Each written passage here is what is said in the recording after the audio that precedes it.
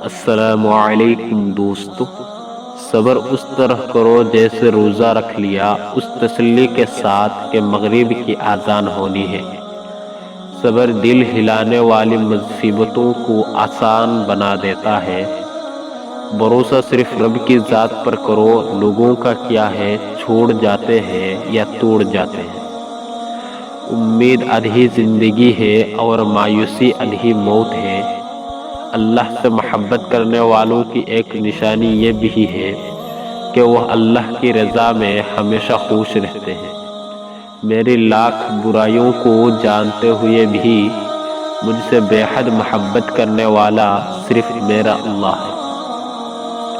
جو اعتبار کرے کم از کم اس سے بیوقوف نہ بنائیے، کیا پتہ وہ سب کچھ جانتے ہوئے بھی ساتھ ہو۔ السلام علیکم۔